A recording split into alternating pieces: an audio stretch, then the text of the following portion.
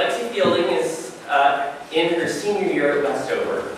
As an active member of the Westover community, she is part of the WISE program, was the third head of Wests last year, is currently the first head of chapel. And additionally, Lexi has been a part of the chapel committee, the Women's Rights Club, Handbells, and the community service team. Beyond Westover, Lexi enjoys participating and leading her youth group at her church, serving at her church for a number of different other things, participating on her Barnes equestrian team, and volunteering at local nonprofit organizations. In addition to horseback riding and dance at Westover, Lexi enjoys running, playing ultimate frisbee, and skiing. This past summer, she volunteered on the Cheyenne River Sioux Tribe Reservation in South Dakota and participated in a veterinary program for high school students at Tufts University. In addition to being on an honor roll for the past 3 years, Lexi was awarded the Sexton Walker Scholarship Award last year on this day, as well as the Princeton Book Prize and the RPI Math and Science Medal Scholarship. It is my pleasure to introduce Lexi as our student convocation speaker.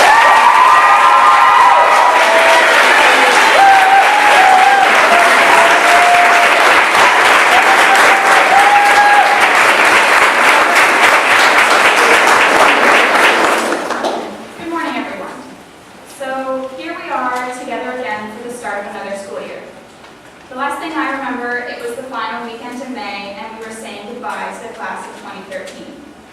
Summer went by in a blur, but it always seems to be that way when you're yearning to be back with your best friends and yes, your fantastic teachers at your second home. Even though I've been pursuing my passions and having fun with friends for the past 3 months, I never stopped thinking about my Westover family. While I was staying in Vermont for a week-long horse show, one of the girls whom I was staying with told me about this old rock quarry that had been filled with water and that had different ledges to jump off of, like a diving platform at the pool. After a long, hot day of showing, we decided to go to the quarry to cool off with our family and test our fear of heights. Because boys will be boys, my friend's father and brother jumped in right away. But as a well-educated Westover girl, I thought it would be a good idea to take it slowly. Of course, once we got to the ladder to climb into the water, I was the only volunteer to go first. It took a solid 5 minutes for my body to accept the fate of the chilly water, but once I entered it, I could not wait to reach the other side. To reach the smallest jump off, I pushed myself up a series of rocks and made my way through the maze of several children crying because their parents were forcing them to jump. Peering over the ledge, I thought to myself, what are you so scared about? It's only 3 feet. Ignoring the fluttering feeling in my stomach, I held my breath, pinched my nose, and let my legs do the rest of the work as I plunged into the deep indigo water. As I conquered each of the different heights, first the 3-foot, then the 5, and the 10-foot ledges, the other girls followed along and jumped with me. It wasn't until the highest ledge at 30 feet that my friends refused to go. I figured I've made it this far, why not do it? Dozens of people, if not hundreds, have jumped before me, so what's stopping me?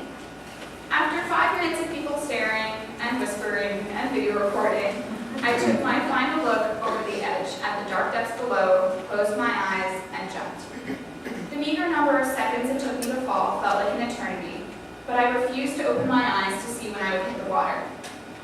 Despite my efforts, I still managed to get water up my nose, and my skin began to tingle after the sting of the icy water wore away. It takes a few minutes for you to catch your breath, but as your heartbeat slows, you begin to realize what you just accomplished. The nervous teenager who was scared of the 3-foot jump had taken a leap of faith from the 30-foot ledge and survived. Afterwards, everyone wants to see the video of your jumping, and they tell you how proud they are of you for conquering your fears. Even if you didn't do the highest jump on the first try, you can still make it to the top with a little encouragement from your friends. These few hours of core swimming and cliff jumping apply to all sorts of events in life, including the 4 years we spent here at Westover. We all start off with that dip into the water of an all-girls school. The admissions office decided that we have the knowledge, skills, and abilities to succeed at Westover. For some of us, an all-girls school, or even private school, wasn't what we were expecting. But we eventually made it through the process and into the water. After our our decision to go to the school, and that decision started our swim to the other side of the quarry. So, freshmen, you are all standing at the edge of that small drop. Some of you might be nervous, some of you might be ready to jump. But the great thing is that you are all making that jump into high school together. Over the next year, you will all be together as you make your way through everything from English 1 to snowball fights and co-op with Chris and Richard and Paul and Ben to our traditions that you will soon be so familiar with. It's okay if you're getting those butterflies in your stomach because you know what?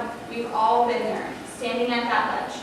And I can tell you that your classmates, your teachers, and your family will be there cheering you on to make that first splash.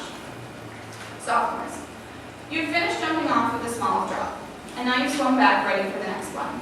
Enjoy this year. It will surprise you how different Westover is now that you're not a new girl. This year is the year to try new things. Join clubs, try a new sport, and maybe even stay off Facebook a little bit more.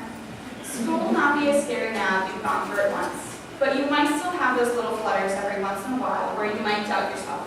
However, have no fear, for you are still surrounded by those girls whom you've become so close to. Accept the challenges of your classes and strive for bigger and better goals as an overall. Juniors, you are halfway through your high school story and you're just getting to the best part.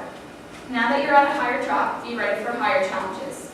You have Dorcas to work on, and it's your last year as a Western and over before you become a senior. You will start buckling down to get ready for colleges, start taking more APs, and I can bet you that you will have a stack of SAT and ACT books by the end of the year. Not to say this year will not go by in a flash.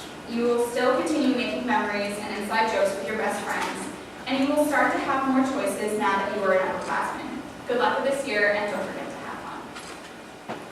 Seniors, right now we are standing at the top of that 30-foot ledge. We are edging ourselves ever so slightly towards the drop-off now that we've survived college boot camp and our senior traditions are underway. Sure, we'll have our fair share of spectators, our family, our friends, the admissions offices at our future schools, but it's important to remember that we got here on our own terms and at our own pace. Some of us may be more ready to take the jump than others, and some of us might not want to open our eyes until we finished our jump. We may not all jump the same way, scream the same way, or make the same splash, but we will all be able to share the same memories as we go into this year head on